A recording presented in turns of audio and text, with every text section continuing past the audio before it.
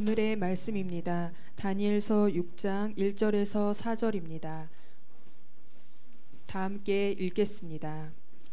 다리오가 자기의 뜻대로 고관 120명을 세워 전국을 통치하게 하고 또 그들 위에 총리 셋을 두었으니 다니엘이 그 중에 하나이라. 이는 고관들로 총리에게 자기의 직무를 보고하게 하여 왕에게 손해가 없게 하려 함이었더라. 다니엘은 마음이 민첩하여 총리들과 고관들 위에 뛰어나므로 왕이 그를 세워 전국을 다스리게 하고자 한지라.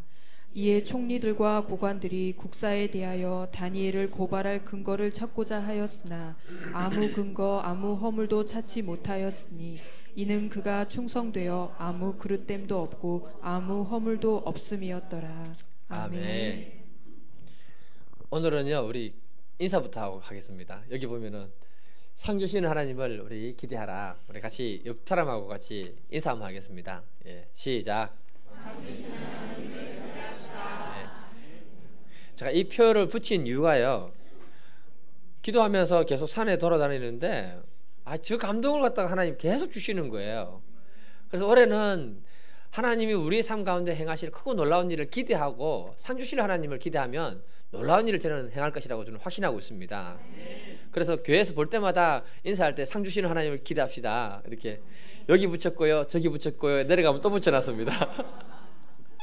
예, 저는 이렇게 될 줄 믿습니다. 예. 오늘 본문 우리 말씀 제목 같이 한번 읽어보겠습니다. 시작. 예. 2019년 새해를 시작하면서 어떤 말씀으로 새해를 열어갈까 고민을 좀 많이 했습니다. 목사님들은 아마 다 그렇게 고민할 것 같습니다. 평소에 제가 다니엘서를 읽으면서 한두 번 이렇게 말씀을 전할 때가 있었는데요. 그러면서 다니엘 6장을 딱 읽어보니까 우리 문학 구조 중에 문학 구조가 발단, 전개, 위기, 절정, 결말 이렇게 되잖아요. 어디서 많이 들어본 소리 아닙니까? 예. 근데 이 다니엘서 6장을 보니까 그 구조가 제 눈에 딱 이렇게 들어오는 거예요. 하나님이 올해는 다니엘서 말씀을 통해서 이제 새해를 시작하고 열어갔으면 좋겠다, 그렇게 하시는구나. 그 마음을 먹고 제가 4편을 갖다가 준비하기로 마음을 먹었습니다. 왜냐하면은 다니엘은요, 그 시대에 보면은 총리로서 오랫동안 쓰임을 받았던 사람입니다.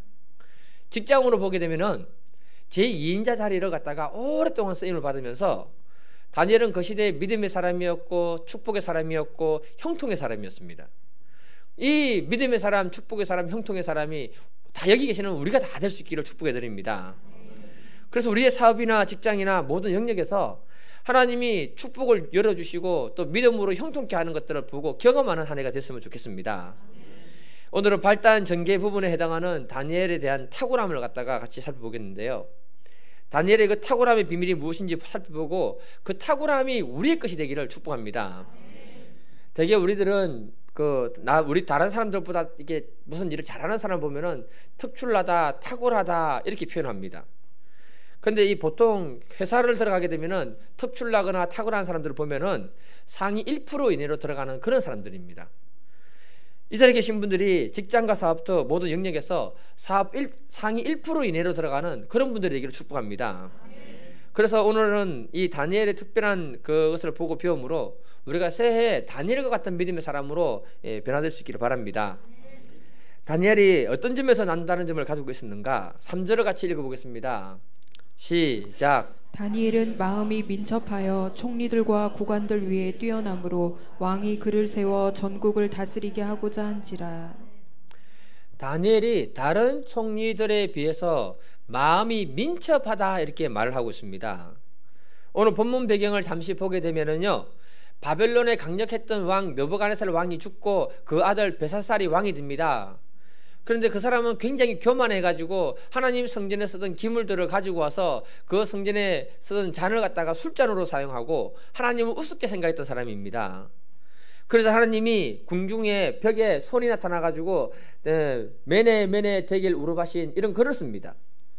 그때 그 뜻이 뭐냐면 당신의 나라가 이제는 끝이 났다 이렇게 하나님 메시지를 주십니다. 그 메시지대로 페르시아가 연합군을 형성해서 이 바벨론을 공격하고 있습니다. 바벨론을 공격했던 인물이 누구냐면은 고레스 왕입니다. 고레스가 바벨론을 함락하고 난 다음에 다리오라는 사람을 갖다가 바벨론의 왕으로 세우고 그런 다른 곳으로 가게 됩니다. 다리오는요, 고레스 왕의 장인 어른이라고 이렇게 말하고 있습니다. 그러니까 바벨론이 망하고요, 페르시아라는 나라가 들어왔는데 그 나라를 그때 다리오라는 사람이 다스리게 되었다, 이렇게 말하고 있습니다. 나라를 새롭게 다스릴 때 그 사람이 썼던 방법이 뭐냐 하면은 다니엘서 6장 1, 2절을 보게 되니까 바벨론 제국, 큰 넓은 제국에 120명의 고관을 세우고 총리 3명을 세웠다, 이렇게 말합니다.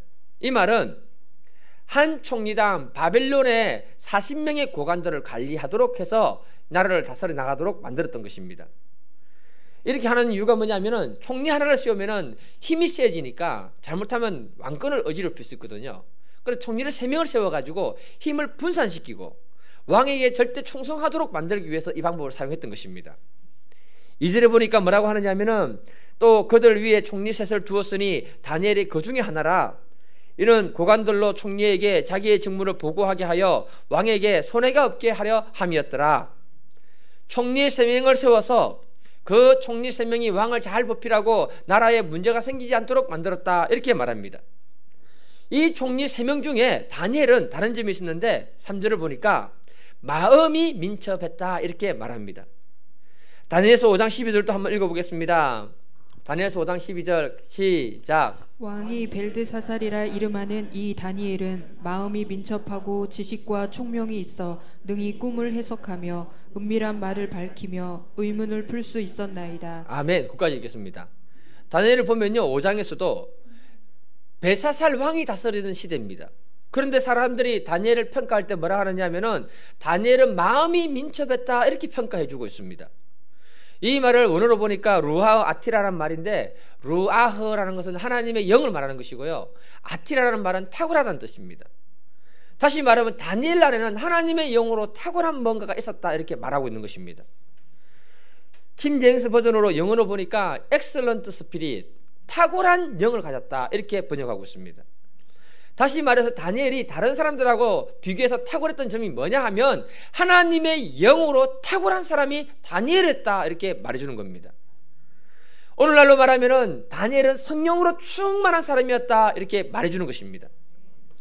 다니엘은 하나님의 영이 충만했기 때문에 그 시대 다른 사람들과는 달랐다, 이렇게 말하는 것입니다. 하나님은 천지 만물을 주관하시는 분인 줄 믿습니다. 지혜와 총명과 명철의 영을 가지고 계시는 분이 하나님인 줄 믿습니다. 그 하나님이 다니엘을 도와주니까 탁월할 수밖에 없었다, 이렇게 말하고 있는 것입니다. 사람들이 이해하지 못하는 부분의 영역은 하나님이 도와줘야 하는 줄 믿습니다. 하나님의 지혜와 총명이 우리의 삶 가운데 임할 때 어려운 문제를 해결할 수 있는 능력이 우리에게 생기는 줄 믿습니다. 다니엘이 그 힘으로 일을 하니까 다른 사람들보다 탁월할 수밖에 없었다, 이렇게 말하는 겁니다. 그래서 탁월한 믿음의 사람이 되기 위해서는 하나님의 영으로 충만한 2019년이 되기를 축복합니다. 그래서 우리는 성령 충만을 사모해야 되는 것입니다. 여자분들은 백을 좋아하시잖아요. 백 하면은 샤넬, 프라다, 우리 교회는 아무도 안 들고 다니시더라고요. 집에만 두고 안 들고 다니시죠. 상표 중에 혹시 MCM이라는 가방을 아십니까, 여러분? 중저가 상품 아닙니까? 네. 이 회사를 운영하고 있는 분이 우리나라 여성인 김성주 사장이 이 회사를 운영하고 있습니다. 아시는 분은 아실 건데요, 이분이 이화여고를 나오고 연세대 신학과를 졸업했습니다. 그러니까 신앙이 얼마나 있겠습니까, 여러분? 그리고 미국 가서 이 박사학위를 받아왔습니다. 제가 이분을 어디서 봤냐면 TV 성공시대에서 봤습니다. 그래서 이 약간 기독교적인 색깔을 비치길래 제가 조사를 해보니까 아버지가 돈이 많은데도 불구하고 아버지의 도움 없이 자수성가한 사람이 바로 이 여성입니다. 자신의 힘으로 지금의 이 경영주 자리까지 올라왔는데요, 자, 여기서 자신의 힘이라고 이렇게 말씀을 드리는데 세상적으로 볼 때는 하나님이 보입니까, 안 보입니까? 안 보이잖아요. 그러니까 그 사람의 힘으로 그 회사를 만든 것처럼 보이게 되는 것입니다. 근데 이분은 자기에게 있는 하나님을 어떻게 드러냈는가 하면은 아무리 바빠도 새벽 5시만 되면 일어난답니다. 몇 시예요? 5시. 예. 그리고는 정신을 깨우고 난 다음에 꼭 하루에 말씀 한 장을 읽고 1시간 이상을 기도를 한다고 합니다. 자기의 맑은 정신에 말씀을 끼울 때 영이 살아나는 것을 경험하게 되고, 기도할 때 위로부터 임하는 지혜와 명철이 임하는 것을 너무너무 많이 경험했다고 말하고 있습니다. 그 힘으로 일을 했더니 어려운 IMF 시대의 그 위기를 극복했을 뿐만 아니라 오히려 그 위기가 기회가 되어가지고 독일의 MCM 회사를 갖다가 자기가 인수하게 되었다, 이렇게 간증했습니다. 그녀는 IMF 당시에 독일하고 협상을 할 때 기도를 합니다. 하나님, 자기 회사를 도와줄 수 있는 이 변호사들과 협상가들은 전부 믿음의 사람이 되게 해주십시오. 그렇게 기도를 하고 팀을 꾸렸는데 전부 예수 믿는 사람을 이렇게 중심으로 팀이 꾸려진 겁니다. 그리고는 독일 회사하고 중간중간에 상의하다가 쉬는 시간에 그들은 머리를 맞대고 막 서로 이제 막 대화를 하고 있는데 자기들은 손잡고 침묵하면서 기도했다고 합니다. 그때 하나님이 주시는 지혜와 명철이 임하니까 그것으로 그 사람들과 협상했을 때 이기게 되고 승리해서 그 회사를 인수하게 되었다, 이렇게 간증을 했습니다. 하나님이 지혜를 주시고 명철을 주시니까 여성이지만 탁월한 경영자가 되었다. 아침에 잠깐 이렇게 뉴스를 보니까요, 건설회사 소장도 이제는 여성들이 쓴다고 합니다. 탁월한 여성들. 예. 하나님이 지혜 주시고 명철 주시면 그 어느 분야든지 여성이든 남성이든 탁월하게 그 일에 쓰임받게 되는 줄 믿습니다. 총리로 쓰임받았던 사람을 보면 요셉 아닙니까, 여러분? 다 아시잖아요. 형들에 의해서 노예로 팔려갔습니다. 그런데 하나님이 그를 세워주시니까 보디발 집에서 총리가 되었다고 말합니다. 그때 부인이 유혹합니다. 요셉 이렇게 유혹하면 아무도 안 오겠죠. 그때 그가 그것으로부터 도망갔을 때 누명을 써서 감옥으로 갑니다. 하지만 하나님이 요셉을 세워주시니까 감옥 속에서도 그가 모든 일을 감당하는 사람이 되었다고 말하고 있습니다. 이집트 왕이 나중에 이상한 꿈을 꿉니다. 그 꿈을 해석할 방법이 없으니까 근심할 때 감옥에 갇혔다가 요셉의 꿈풀이로 풀려났던 술관원장이 건의합니다. 왕이시여, 제가 감옥에 있을 때 나의 꿈을 풀어주고 나를 이렇게 구출해준 사람이 있습니다. 이렇게 소개해주므로 요셉이 왕 앞에 서서 그 꿈을 하나하나 다 풀이해줍니다. 그리고 앞으로 일어날 그 일에 대해서 대비책까지 다 얘기해줍니다.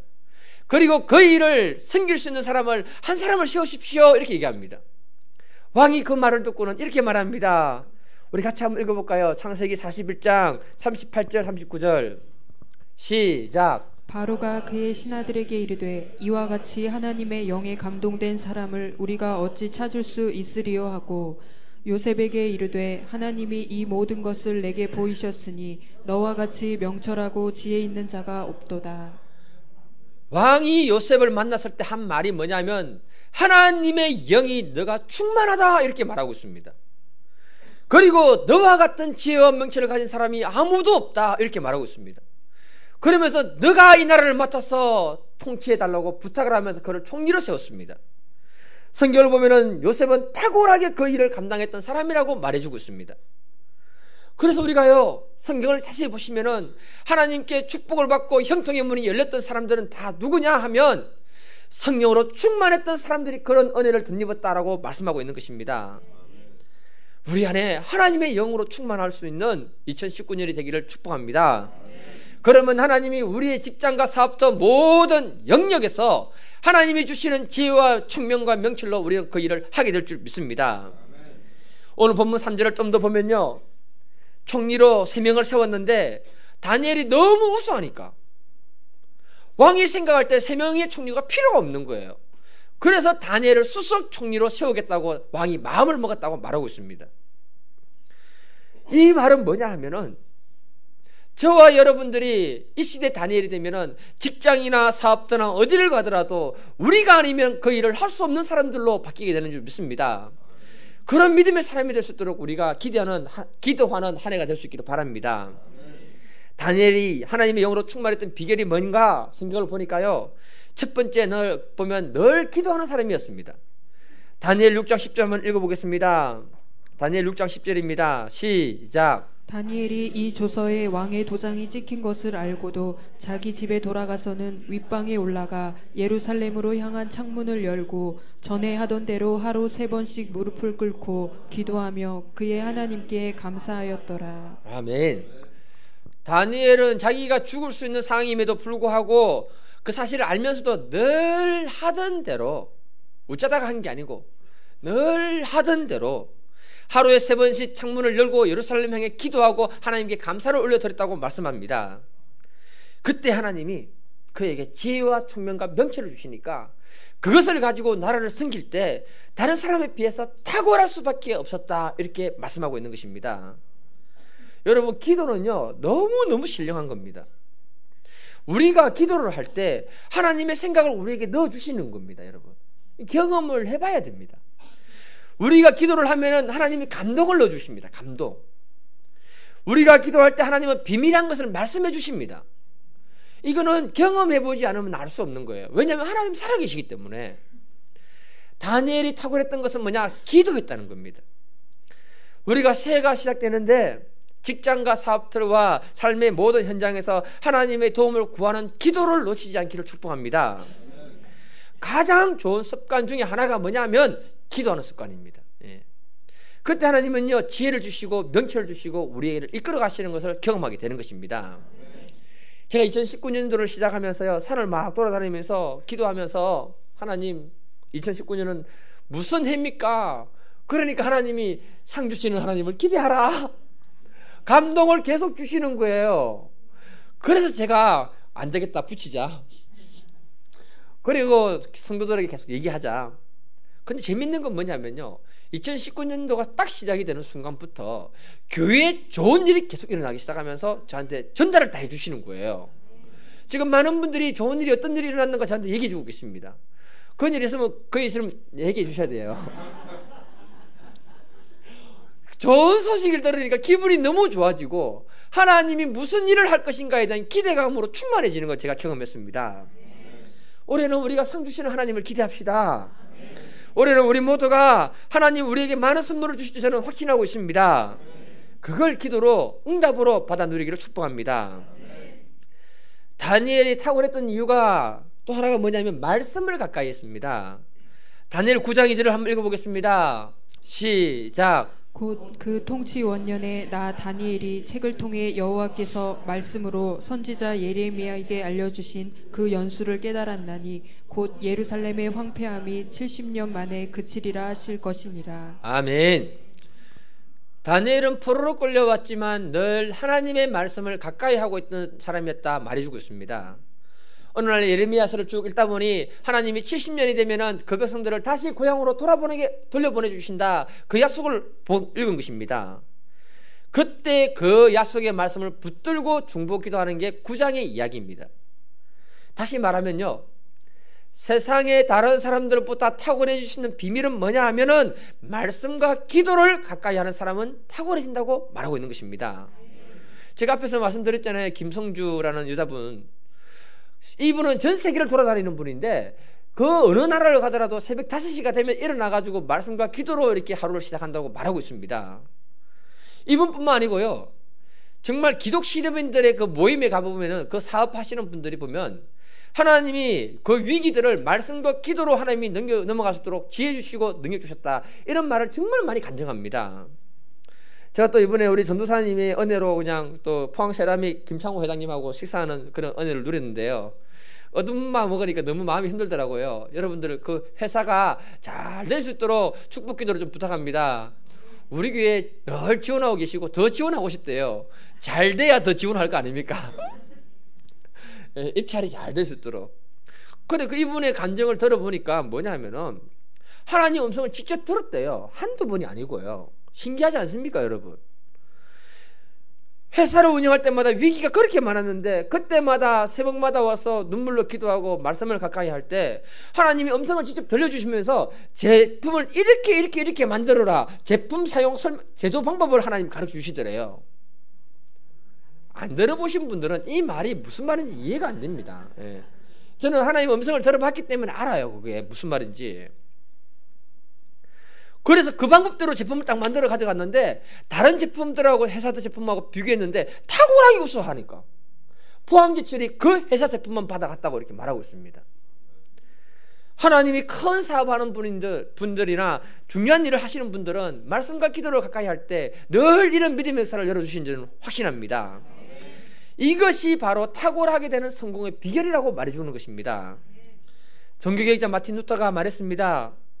나는 오늘 해야 할 일이 너무 많기 때문에 기도하는 시간을 더 가지기 위해서 1시간 빨리 일어난다. 1시간 빨리 일어난다. 아무도 아멘 안 하시는데요. 새해에는 우리가 더 말씀과 기도로 힘을 쓰면서 하나님 앞에 나아가는 복된 분들이 되기를 바랍니다. 그러면 하나님이 기도 응답을 통해서 여러분들의 삶 가운데 상 주시는 하나님이 누구신지를 보여주실 줄 확신합니다. 인사 한번 하겠습니다. 옆 사람하고 새해에는 말씀과 기도로 하나님의 영이 충만한 사람이 됩시다.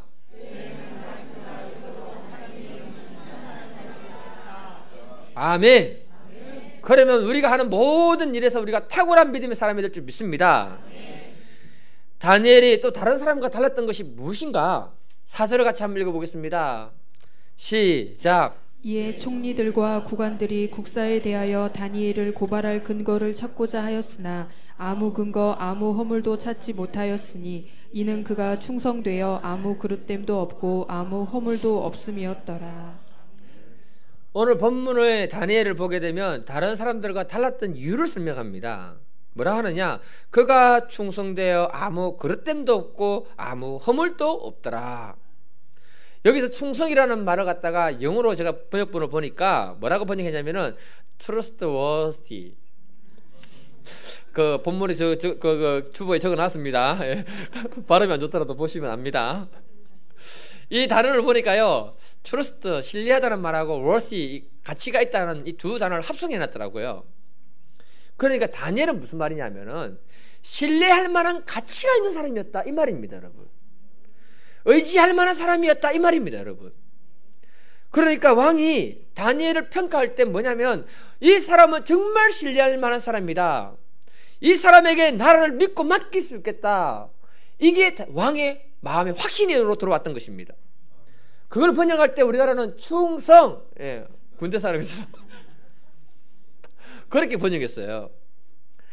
그러면서 수식어가 뭐냐? 그는 아무 그릇됨도 없고 아무 허물도 없었다 이렇게 말해주고 있습니다. 사제를 좀 더 자세히 보면요, 다니엘의 시기했던 무리들이 다니엘의 허물과 약점을 찾기 위해서 파헤쳤습니다. 그런데 아무것도 없었다 이렇게 말합니다. 이 말은 뭐냐 하면 다니엘은 도덕성이 뒷받침되는 믿음의 사람이었다는 것을 우리에게 말해주는 겁니다.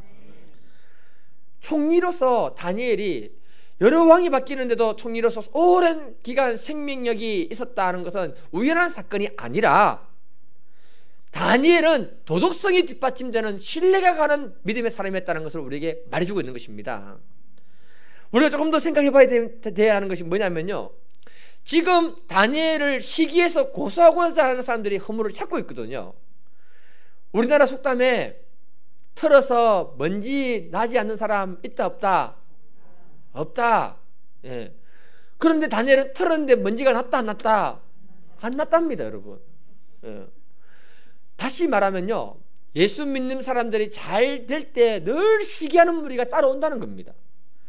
근데 이때 도덕성이 뒷받침되지 않으면 무너지는 거예요. 성인규 씨의 세 마리 여우 길들이기라는 책이 있습니다.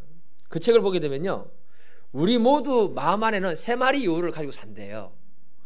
첫 번째 여우가 뭐냐면은 욕심과 야망이래요. 두 번째는 질투고요, 세 번째는 경쟁심이라고 했습니다. 이 세 마리 여우를 다스리지 못하면은 그 인생이 실패로 끝난다고 이렇게 말했습니다. 만일에 다니엘이 욕심이 가득해서 그것을 컨트롤하지 못했다면은 다니엘은 이때 아마 무너졌을 겁니다. 맞지요? 이때 동의를 한번 해주셔야 됩니다. 마음에 지금 이 다니엘을 공격하는 무리들은 마음의 질투와 시기를 가지고 지금 다니엘을 공격하고 있는 거 아닙니까? 그런데 결론을 보게 되면은 그렇게 다니엘을 공격했던 사람들의 처우는 비참하게 끝납니다. 그러니까 우리가 우리 마음의 이 세 마리 여우를 늘 컨트롤해야 됩니다. 잡아내야 됩니다. 다니엘이 탁월했던 것은 지혜와 총명만 탁월했던 것이 아니라 도덕성이 탁월했고 청렴결백했다고 우리에게 말해주고 있는 것입니다. 공적인 업무도 다른 사람에 비해서 너무너무 잘했대요. 그러니 다니엘이 모든 사람들 앞에 신뢰를 받을 뿐만 아니라 왕으로부터 총애를 받을 수밖에 없는 인물이었다고 우리에게 말해주는 것입니다. 신뢰가 곧 성공인 줄 믿습니다. 청렴결백이 곧 성공이 되는 줄 믿습니다. 2018년 7월 18일자 고신대 석자 교수로 계시는 손봉호 교수님이 한국 교회의 심각성에 대해서 이렇게 말했습니다. 이 말은 우리 교회하고는 별로 상관이 안 되는 말이기도 하지만 한국 교회의 그 심각성의 문제를 우리의 문제로 생각하고 본다면은 정말 경고를 주는 얘기 아닌가 생각이 듭니다. 뭐라고 얘기하시는가 하면은 한국 교회의 위기가 처해 있다. 그 위기는 일제 신사참배나 한국 전쟁 때 공산주의자들의 핍박 때보다 더 심각하고 위험한 상황에 놓여 있다. 이 위기의 핵심은 목회자의 도덕적 실패가 자초한 위기이다. 이렇게 말했습니다. 정말 틀린 말이 아닙니다. 그래서 요즘 어디 가서 목사라고 말하기가 굉장히 민망합니다. 한국 교회 위기는 한국 교회 지도자들의 위기로 이렇게 말하고 있습니다. 2017년 건강한 교회를 세우기 위한 설문조사에서 목회자들을 불신한다는 말이 50%였습니다. 그러면 평신도들은요? 교회 다니는 평신도들은 불신한다는 말이 48.8%, 0.2%밖에 차이 안 납니다. 이 말은 이미 우리가 세상 사람들에게 신뢰를 주는 것을 놓쳐버렸다. 도덕성이 무너져 있다. 이렇게 우리에게 말해주고 있는 것입니다. 그래서 천주교, 불교, 기독교 신뢰도를 조사해 보니까 천주교는 32.9%, 불교는 22.1%, 기독교는 18.9% 나왔습니다. 정말 안타까운 현실입니다. 우리가 직장에서 도덕성이 회복이 되고 신뢰성이 회복이 될 때 전도가 될 줄 믿습니다. 한국 교회가 급성장할 때를 생각해 보세요. 그때는요, 그 동력이 어디서 나왔냐면은 신앙인들의 정직과 성실과 그 신뢰가 그 바탕에 깔려 있었기 때문에 한국 교회가 성장했었습니다. 과거에 교회 다니지 않은 분들에게요, 만일에 종교를 가진다면 무슨 종교를 가지고 싶습니까? 이렇게 물었을 때 뭐라 했냐면요, 교회 다니고 싶어요. 이렇게 말했습니다. 그런데 이런 말이 이제는 사라졌습니다. 과거에 교회 다니고 싶어요. 이런 말을 했던 이유가 뭐냐? 목사님부터 성도들까지 많은 분들이 한국 사회에 신뢰를 주고 그 도덕성이 뒷받침됐기 때문에 그런 말을 했고 교회가 성장했습니다. 교회는요, 점점 이제 하나님이 주시는 도덕성과 진실성이 회복이 돼야 하는 줄 저는 믿습니다. 일제시대 독립선언문에 33명의 이름을 기록했습니다. 그 이름을 기록한다는 말은 내가 이것 때문에 죽는 것도 각오하겠다, 이 말입니다. 여러분, 그때 기독교인이 16명이 그 이름을 올렸습니다. 당시 기독교 인구는요 1.5%밖에 안 됐습니다. 지금보다 극소수 단체가 바로 뭐냐면 기독교인들입니다. 그런데도 독립운동에 많은 기독교인이 앞장을 서고요, 역사학자 이만열 교수에 의하면은 전국 1400여 곳에서 3.1 운동 때 독립운동하면서 갑자기 일어섰는데 그 내용을 기록한 곳이 323곳인데요 이 323곳에 그 중에 78곳에서 무슨 말을 하느냐, 교회가 중심이 된 독립운동이었다, 이렇게 기록하고 있습니다.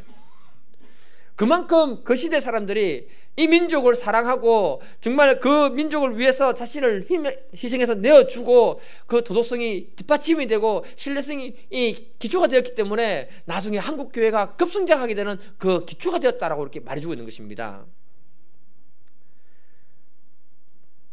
우리가 탁월한 믿음의 사람이 되기 위해서는 다니엘과 같이 도덕성이 회복되어야 할 줄 저는 믿습니다. 예를 들면 한글라스라는 기업을 알고 계십니까? 처음 듣죠. 한국유리는 알고 계십니까? 예. 한국유리가 한글라스로 이름 바뀌었거든요. 그 기업을 세웠던 분이 누구냐면 최태스 장로님입니다. 이분이 평양북도 출신인데요, 기독교에서 세웠던 오산학교를 졸업했던 분입니다. 그러니까 정직과 성실로 나중에 이분이 사업을 하시는데 일본의 콩을 싸게 수입을 해가지고 중국과 만주에 팔았습니다. 근데 어느 날 콩값이 폭등함으로 큰 이익을 남길 수 있는 절호의 기회가 왔습니다. 그러니까 다른 상인들은요, 전에 계약을 맺었던 사람들하고 파기를 하고 위약금 물어주고 오히려 더 높은 가격으로 판매해가지고 이익을 얻었습니다. 근데 이분은 사업은 신뢰가 중요하다. 그리고는 손해보고 원래 계약대로 다 판매를 합니다. 그랬더니 나중에 중국 상인들이 이 사람을 신뢰하고 해가지고는 사업이 더 크게 번성이 되는 겁니다. 그러다가 6.25 사건이 터졌습니다.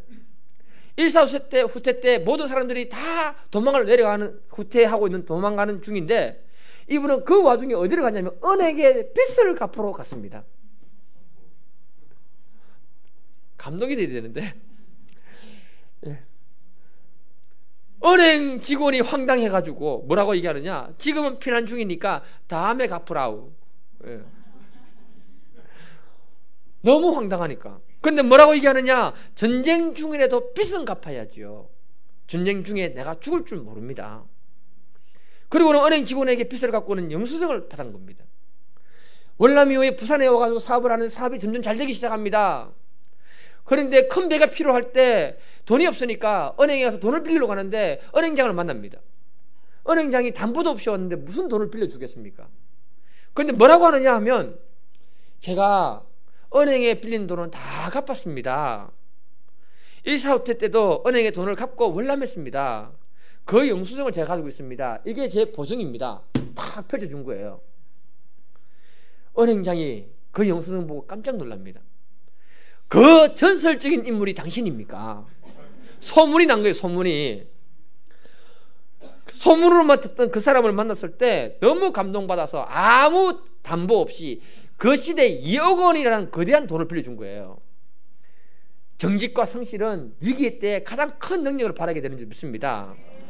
그래서 큰 배를 싸서 사업을 하고 나중에 한국 유리라는 것을 갖다가 회사를 건설하고 세우게 되고, 전두환 정권 때 그 비리를 조사해가지고 회사에 돈을 받아먹을 그 시대에 이 집을 쳐들어가서 이렇게 조사를 했습니다.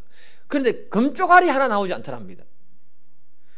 다니엘처럼 털어도 먼지가 하나 나오지 않더랍니다. 오히려 자기 기업에서 나온 이익의 20%를 사회에 환원해서 어려운 사람을 도왔던 기업이 바로 한국유리라고 말하고 있습니다. 저는 우리 교회에 이런 기업인이 나왔으면 너무너무 좋겠습니다. 여러분 사업이 그렇게 되기를 축복해드립니다. 신명기 6장 18절 19절을 보면, 여호와께서 보시기에 정직하고 선량한 일을 행하라. 그리하면 내가 복을 받고 그 땅에 들어가서 여호와께서 모든 대적을 내 앞에서 쫓아내시겠다고 그 조상들에게 맹세하신 아름다운 땅을 차지하리라. 여호와의 말씀과 같으리라. 하나님 앞에서 정직한 도덕성을 가진 사람들은 하나님이 복을 주신다고 말씀하십니다. 우리를 대적하는 모든 악한 세력들을 다 물리쳐 주신다고 말씀하십니다. 아름다운 땅을 차지할 수 있도록 하나님이 축복해 주신다고 말씀하십니다. 이런 믿음의 역사가 새해에 가득하기를 주님의 이름으로 축복해 드립니다. 헨리 크라우드의 진실성이라는 책을 보니까 이런 말을 합니다. 신뢰를 상실한 시대에 사람의 마음을 움직이는 힘은 무엇일까? 그 힘은 일관된 진실성이다. 재능이나 지능으로만 성공할 수 없다. 뛰어난 인재들이 실패한 사례는 수없이 많다. 정직을 바탕으로 한 일관된 진실성만이 참으로 사람의 마음을 움직일 수 있다. 이렇게 말했습니다. 우리가 새해 이런 믿음의 사람이 되기를 축복합니다. 말씀을 마무리하겠습니다. 믿음의 사람 다니엘이 탁월한 성공 비결은 다른 것이 아니었습니다. 말씀과 기도를 가까이 하면서 하나님의 영으로 충만했던 사람이 다니엘이라고 말씀하고 있습니다. 그 힘으로 문제를 해결할 때 탁월한 믿음의 사람이 되었고요. 다니엘은 세상 사람들에게 신뢰를 주는 사람이었다고 합니다. 그의 도덕성이 그를 뒷받침해주고 있는 사람이라고 말하고 있습니다. 새해 우리의 직장과 사업부터 모든 영역에 이런 성령 충만한 믿음의 역사, 도덕성이 뒷받침이 되는 믿음의 역사 있도록 기도해야겠습니다. 그러면 하나님이 다니엘처럼 우리를 축복하시고 세워주실 줄 확신합니다. 우리 시간에 같이 한번 기도하겠습니다. 기도할 때 하나님, 오늘 이 시대에 내가 다니엘 같은 사람이 되게 하시고 탁월한 믿음의 사람, 하나님의 영광을 드러내는 사람 될 수 있도록 같이 한번 기도하겠습니다. 주여, 아버지 하나님 감사합니다. 다니엘과 같은 믿음의 사람이 되게 도와주시옵소서. 아버지 하나님, 하나님의 영으로 충만한 믿음의 사람이 되게 도와주셔서 말씀과 기도를 가까이 하는 모든 분들이 되게 하여 주심으로 하나님이 그 귀의 음성을 들려주시고 문제를 풀어주시고 지혜를 주시고 능력을 주시는 것을 경험하게 도와주셔서 우리의 사업터, 직장, 우리의 삶의 모든 환경 가운데 아버지 하나님 탁월한 믿음의 사람이 되게 하심으로 하나님이 영광을 드러내시고 우리가 영광받는 믿음의 삶을 살게 도와주셔서 예수 이름으로 선포하노니 우리의 삶의 모든 것들은 다 풀어질지어다. 상 주시는 하나님을 기대하고 탁월한 믿음의 사람이 될지어다. 아버지 하나님, 이 시간에 우리의 기도에 응답해 주시고 능력으로 사여 주셔서 주님께서 함께 하신 줄 믿고 감사하며 예수님의 이름으로 기도 드리옵나이다. 아멘.